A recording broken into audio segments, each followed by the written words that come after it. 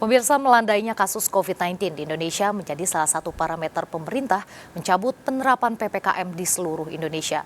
Di masa transisi pandemi menuju endemi, pemerintah bersiap menerapkan strategi mitigasi, khususnya penanganan kasus COVID-19 dengan tetap menyiagakan Satgas COVID-19 di pusat dan daerah. Lalu apa kata para ahli dan epidemiolog pasca pencabutan PPKM? Dan sudah siapkah Indonesia menuju endemi? Informasi selengkapnya kami sajikan dalam laporan khas Vloganza bersama Bayu Pradana.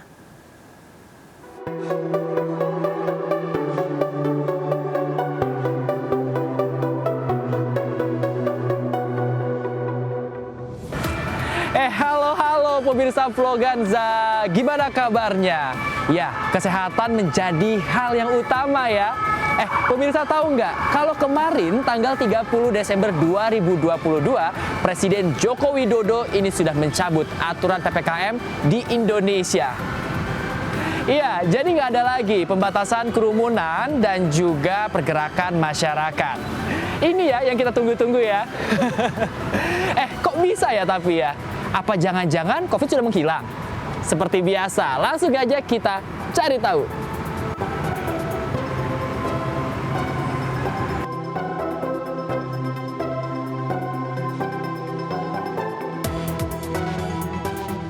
Bertahun-tahun kita berupaya untuk menekan angka COVID-19. Pencabutan PPKM ini seakan menjadi satu hadiah dari upaya kita selama ini.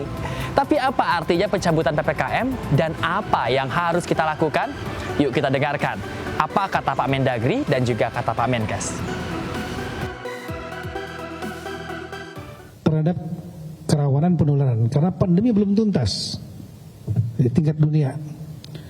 Maka nanti judulnya itulah pencegahan dan pengendalian coronavirus disease 2019 pada masa transisi menuju endemi. Ya. Kalau pandemi itu beberapa negara, di epidemi satu negara, endemi itu di beberapa daerah atau satu atau beberapa daerah. Yang mungkin masih bisa terjadi. PPKM dapat diberlakukan kembali bila terjadi kenaikan kasus yang sangat signifikan.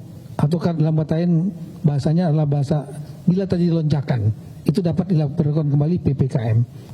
Itu merupakan bagian dari strategi beliau dan pemerintah Indonesia untuk transisi dari pandemi ke endemi.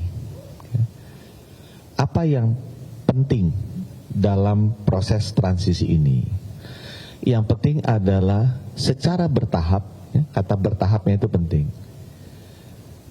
Intervensi pemerintah di bidang kesehatan perlu dialihkan menjadi partisipasi masyarakat di bidang kesehatan. Jadi kata yang penting di sini adalah dari strategi pandemi menjadi endemi di Indonesia, penting untuk satu secara bertahap. Dua, terjadi transisi dari intervensi pemerintah di bidang kesehatan. Tiga, menjadi partisipasi masyarakat di bidang kesehatan. Karena banyak penyakit kita atau masalah kesehatan di Indonesia yang bisa ditangani dan baik, itu hanya kalau partisipasi masyarakatnya yang aktif. Ya. Selama itu belum, nah memang intervensinya perlu.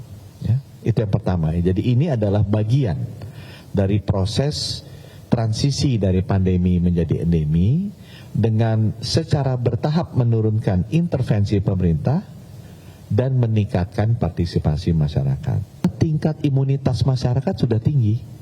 Bapak Presiden tadi sampaikan kan Desember itu survei 87,8% rakyat kita sudah imun. Sekarang 98,5%.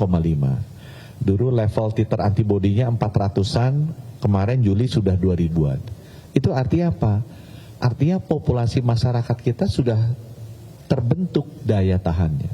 Nah sekarang intervensi medisnya sudah tersedia. Vaksinnya, obatnya, deteksinya, semua sudah tersedia dan sudah masif tersedianya.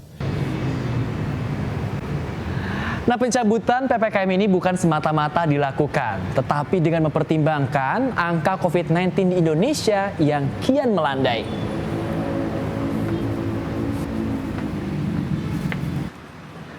Nah pemirsa, tercatat tanggal 30 Desember tahun 2022, kasus COVID-19 per harinya ada 1,7 kasus dari 1 juta penduduk. Sementara itu, positivity rate-nya ini ada di angka 3,35%. Sedangkan untuk bed occupancy rate atau BOR ini ada di angka 4,79%. Dan juga angka kematian ada di angka 2,39%.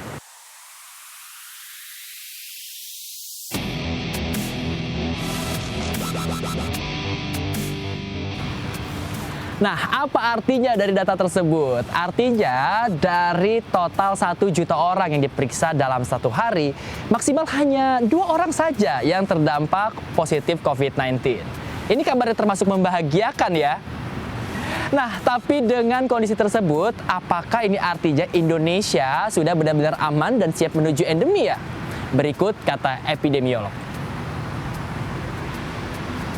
Pencabutan status atau PPKM ini memang betul-betul dimungkinkan karena kondisi Indonesia semakin terkendali, terjaga, dan kasus infeksi memang walaupun terjadi, ya, kematian, keparahan terjadi, tapi dalam level yang katakanlah dalam batas yang dianggap masih bisa direspon oleh sistem kesehatan. Namun harus diingat bahwa pertama, situasi dalam negeri ini juga masih dalam situasi yang betul belum aman, ya, karena apa? Bersirkulasinya subvarian yang sangat efektif, bukan hanya menginfeksi dan menginfeksi ulang, tapi dia juga bisa menerobos antibodi yang dikatakan menjadi modal oleh pemerintah itu ya, dari serologi survei. Ya, antibodi yang ada itu ya tetap bisa artinya orang itu masih bisa terinfeksi. Dan itu yang akan menjadi masalah karena sekali lagi tahun keempat pandemi ini 2024 saya sampaikan kita tidak dealing, ya, tidak berhadapan hanya sudah tidak lagi dengan masalah kematian, keparahan sebetulnya, ya. Lebih dominannya bukan itu lagi, tapi yang saat ini harus menjadi perhatian kita, fokus kita, dan juga harus menjadi kewaspadaan kita adalah dampak jangka menengah, jangka panjang dari COVID.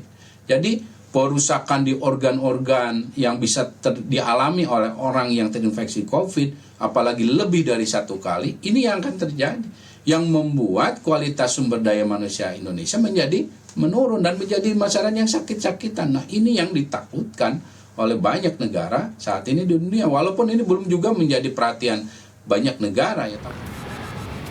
Meskipun PPKM telah dicabut, tapi ada sejumlah aturan yang harus Anda perhatikan, pemirsa.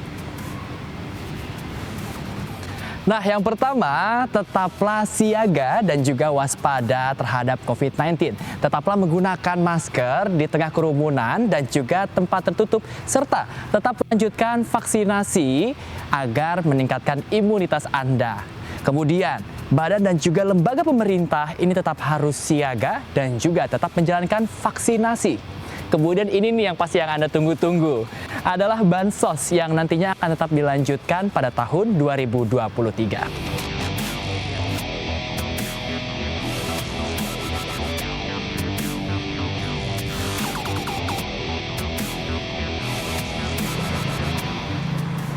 Meskipun ini menjadi salah satu hal yang dinanti-nanti dan juga diharapkan, tapi apakah masyarakat sudah benar-benar merasa aman dan percaya? Yuk, kita cari tahu.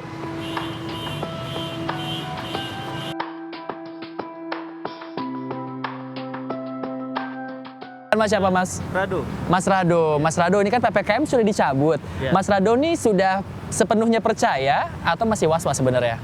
Kalau untuk itu sih, kalau untuk saya sendiri sih masih ini aja, jaga untuk diri sendiri. Cuman kalau untuk, kan kalau sekarang berkumpul udah dibebasin ya. Ya mungkin ada sisi positifnya sih. Jadi kita bisa berkumpul kayak biasa. Berkarya lagi ya, gitu. berkarya lagi, bisa bebas lah, maksudnya tanpa jarak. Cuman kalau untuk penggunaan masker masih tetap sih untuk saya pribadi. Oke, harapannya apa nih Mas Rado ke depannya? Harapannya supaya saya sih pengen lebih baik lagi ke depannya untuk COVID Semoga hilang nggak ada ya. lagi ya COVID-nya. Semoga Oke. udah nggak ada lah. Nggak ada Amin. jilid 2, jilid 3 segala macam. Amin. Terima kasih banyak Mas Ya. Rado, sehat-sehat ya. Mbak, dengan Mbak siapa Mbak? Sinta. Mbak Sinta, PPKM di Indonesia sudah dicabut nih. Tanggapannya seperti apa nih melihat hal ini? Ya menurut saya sih udah selayaknya sih karena menurut secara yang saya lihat memang sudah berkurang. Sudah menurun Iya, COVID-nya. sudah menurun. Oke, was-was nggak sih sebenarnya? Kalau saya sih nggak lagi sih karena saya lihat dari lingkungan saya nggak ada lagi yang terkena seperti yang kemarin-kemarin begitu. Oke, masih menerapkan masker nggak? Masih.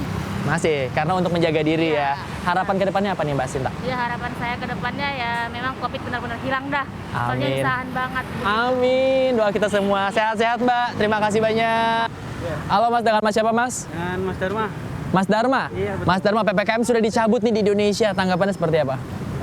Semoga kedepannya Indonesia semakin lebih bagus lagi. Amin. Semoga corona tidak ada lagi. Amin. Tapi masih was-was nggak walaupun sudah dicabut PPKM-nya? Tetap waspada, tetap. Soalnya waspada. corona juga dimanapun masih ada. Kita tetap waspada. Itu aja sih. Setuju. Terima kasih banyak. Sehat-sehat ya Mas Dharma ya.